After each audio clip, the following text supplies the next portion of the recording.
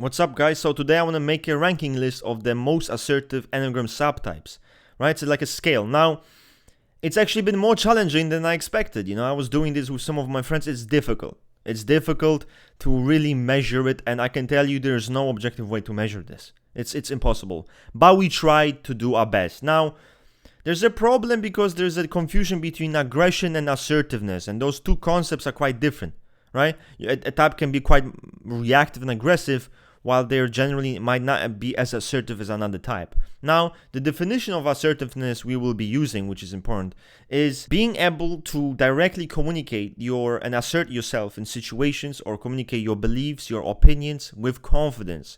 Basically, a person who has no issues in asserting themselves in situations, their beliefs, their opinions, their desires, their wants, dislikes, anything that is the definition we'll be using for this video. Okay, so the S tier. The S tier is the Chadwick tier.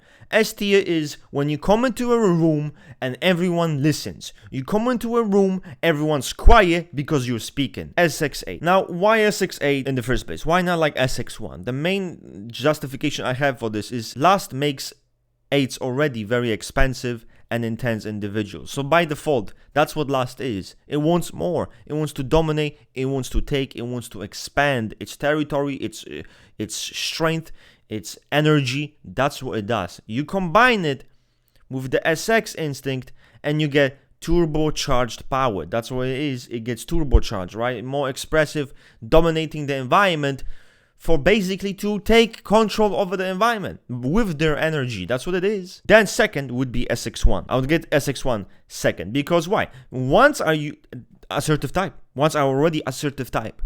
You combine it with SX instinct, you get an extremely assertive. And it's considered one of the most aggressive 8-like subtypes. So it's the most 8-like of all, right? It makes sense because you could confuse some of them. Okay, imagine Gordon Ramsay, right? That's an SX1. And many people think it's an 8. Look how he screams at people. He's crazy. He's so assertive. He's very, very incredibly assertive. So it makes sense. That's going to be a second spot. Then we have SP8.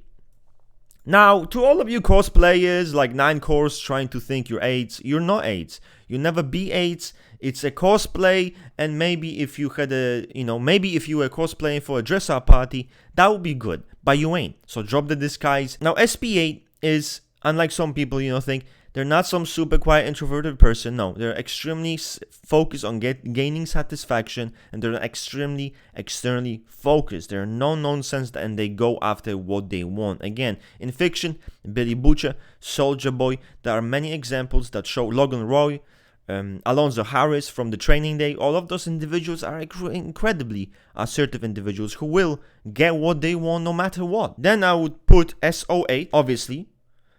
I'll put SO8, right? Makes sense. They're they're supposed to be the most friendly, repressing lust, counter type, whatever. They're not going to be as aggressive and as assertive in the outward manifestations. They might seem a bit more mellow. That's kind of how we think of SO8s. Obviously, I'm not saying they can't be aggressive. They can. SX2, right? I'll put SX2. Why? Known as very aggressive type. And they're very assertive, SC base, SCEE. So again, they can seem 8-like. They can seem very much 8-like. If you're a woman, I don't know why it never happens to men. You don't look at an 8-core man and think that's a 2 unless you're kind of like damaged. But it's usually women. You confuse them either SX2 or SX8, right? So there's a confusion between those, and there's a good reason for that. They are very intense. So again, entitlement, privilege, and also assertiveness in what they want and getting it. That's very common with SX2. Then we got 8 tier, right? 8 tier is like you're Chadwick, but you're not supposed to be in prison. You're kind of like, okay, you do well for yourself. You're very assertive. People respect it, and you get fine life, whatever. But you're not in prison, right? You're not like a scary, dangerous individual.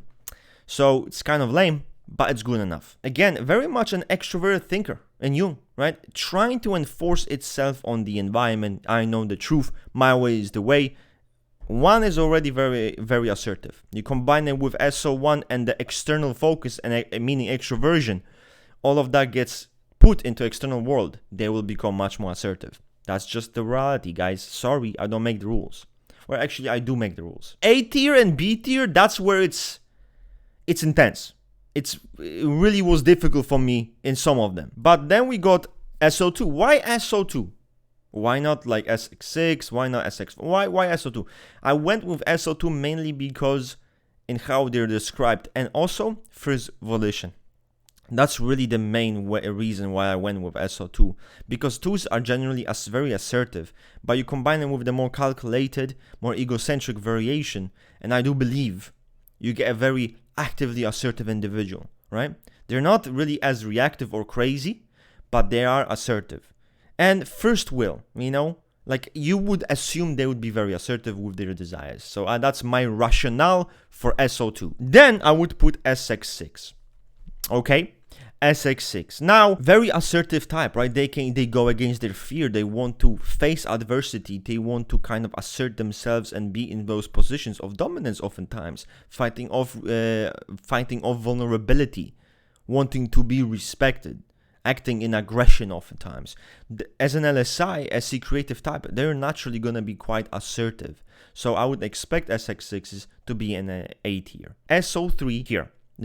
I had some doubts about this type. We were kind of talking, okay, they're conformists, but in my mind, it's like, okay, so yeah, they're conformists, but that doesn't take away from assertiveness. Naranjo described them as double assertive. So there must be some merit to it, right?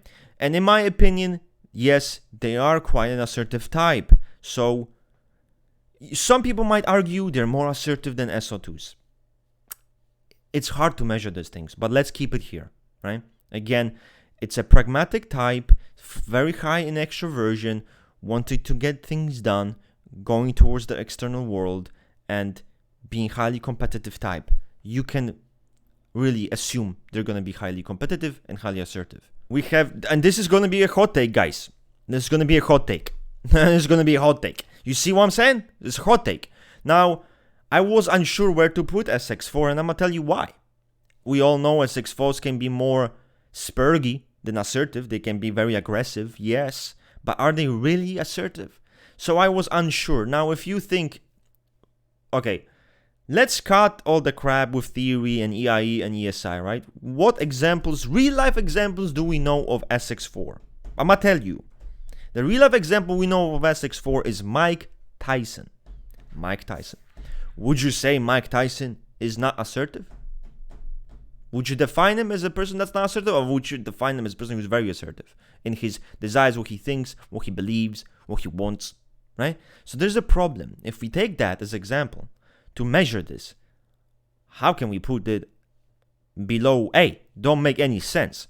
So that's where I would put it, SX4 with A, using Mike Tyson as a real life example of a type like SX4. In this case, ESI. Now, this is another debate. I know, well, ESI, listen, ignore theory, guys. Yes, in theory, SX4 ESI doesn't make any sense. But I'm sorry, you have to ignore theory. In this case, follow the real life example, Mike Tyson. And after that, I would probably say SP7. Probably. Now, I wasn't sure. Maybe you can argue SP7 should be before SX4. I really don't care. You can do that argument. As long as they're correctly put in the tier, that's the most important thing.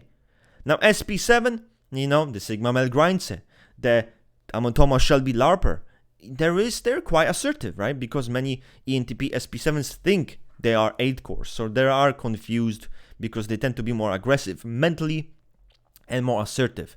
So generally speaking, I'd say SP7 should be in the A tier last, probably, because they're still geeks, they're still cosplayers, they're still keyboard warriors, they're cosplayers, right? And their rebellion is actually not as outwardly direct as 8s, for example. So they belong where they belong. Sorry, SP7s, I know. Don't cosplay on my watch, though. I ain't gonna fly. B tier, that's where it goes crazy. I will say SP2. Now you might ask, well, why SP2? Well, they're princesses, they're sweet.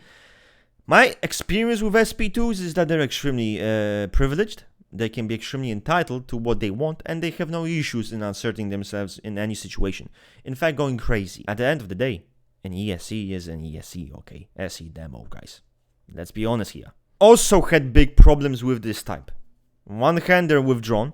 One hand, they're focused on their own internal perfectionism. On the other hand, I think they can be quite assertive. I went with this because, again, there's more introversion than extroversion. There's more internal focus. They're not going to be as crazy out there when it comes to asserting themselves, but still being generally more assertive than the rest of the types. Again, I wouldn't be mad if we put it in A tier. I just need a good argument. Now, after that, I would probably say SP4 would probably be in B tier. Now, some will tell me A tier, but why would I leave SP1 in B tier and I'm gonna put SP4 in A tier when there's a huge contradiction there, because SP4 is a double withdrawn type, right? It's a 4-core. SP1 is an assertive type, as in like it's a 1-core, it's assertive. So why would I do that? It wouldn't make sense. So of course, SP1 in my opinion should be more assertive than SP4. That's just how it goes. And SP4s are defined as enduring, pushing, right? Being very, they want to get their things done on their own. They believe in their will. They believe in their ability to push through things and assert their will. That's what they do, right? So usually they're very high volition in psychosophy, second will. It makes sense. Now also don't forget their SE-ego, their ESIs.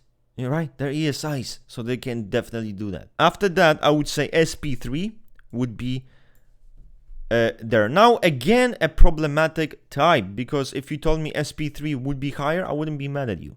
Because being the hardworking kind of individual who, you know, you're an LSE, you have SE demo, you have no issue asserting yourself. But again, being the more of the NPC, wanting to blend in and being more of the conformist can create some issues here.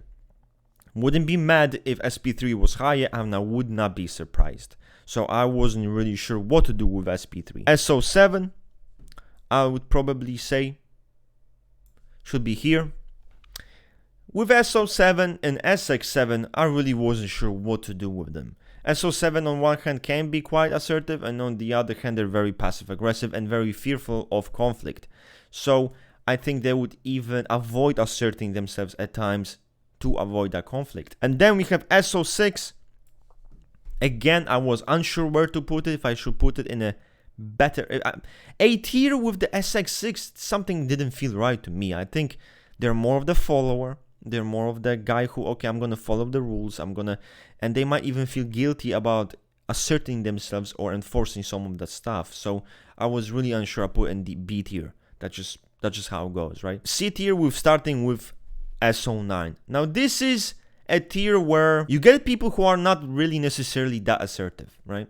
They either try to avoid conflict or they try just kind of to blend in and be kind of not stand out and to assert themselves too much. You can make an argument for SO9 being much more assertive. If you do, I ain't gonna be mad. I really wasn't sure what to do with SO9 because I really don't care, you know. Then I would put SX7 here. I've had some people tell me you should put SX7 higher. They're more assertive than SO7. I think you can make a case for both assertive SX7 and non-assertive SX7. Don't care about SX7, put them in C tier. That's where you belong. SX5. Now, the most rebellious and the most 8-like 5-core. So they're the most rebellious and again, most assertive of all of the 5s. After that, we would have SO5 here, which again is a bit less assertive, but still much more so. And then lastly, we put SP9 here. Now, I was confused. I was like, okay, should we put SP9 first? You know, should we put SP9 at the beginning of the C tier? But then we were talking about some example of SP9s, NPCs who wouldn't do shit. They want to be left alone. But wanting to be left alone is not exactly a pinnacle of assertion. You're not asserting yourself by wanting to be left alone. That's not how this shit works. So I went with SP9 last. Sorry, SP9s. Again, if you disagree, let me know where I should place here. Those are the people who have lower SE, right? Either polar, either suggestive. So this is the kind of level where people do struggle with, oftentimes, consistently assert themselves. The first one would be SP6. Now, some people are like, shouldn't SP6 be last? Well, they're like the most submissive and meek, the most meek. It's like, yeah, if you really go by stereotypes, if you actually read about the type, you'll see that there is quite a bit of aggression and counterphobia in SP6. I could never put SP6 at last. Just wouldn't make sense. because they're a 6 core. They're still fighting against kind of like perceived threats, danger, right? So if you have like, let's say SPSX 6 core, that's going to be much more willing type to confront or to rebel or to go counterphobic. So no, in my opinion, should be the first of the D tier. After that, I would put SX3. Now, and I had said, wouldn't SX3 be, if they're a man, wouldn't they try to be super masculine? And it's like, look, I'm just going with how it was described in this case. And it was described as very shy, meek, submissive, accommodating type. Okay, that's what I went with.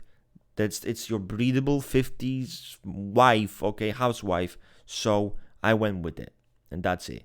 And after that, I would say probably SP5, the most docile, the most docile and the most unassertive 5 core by far, right? There's no competition here. Then we would go SO4, which is the closest thing to a 9, really. Extremely passive, extremely accommodating type. Very feminine, very delicate, very fragile. They're not going to be assertive at all. They're going to be much less so than SP6. And lastly, we're going to put SX9. SX9 is the least assertive of all, right? Full-blown SEI, 0 S evaluation. This is just, no. It's over for you. I don't know how you survive in this world. Hopefully, you do well for yourself. Now, again, if you guys disagree with anything, let me know. This was difficult to do. This is very subjective, and that was the problem. We were trying to be we were trying to be objective, but no matter what we did, it was impossible. And remember, there's always some variety within each one of those subtypes. You might be a more aggressive SX6, he might be more docile SX6. There is some versatility. Anyways, I'm out. Ciao.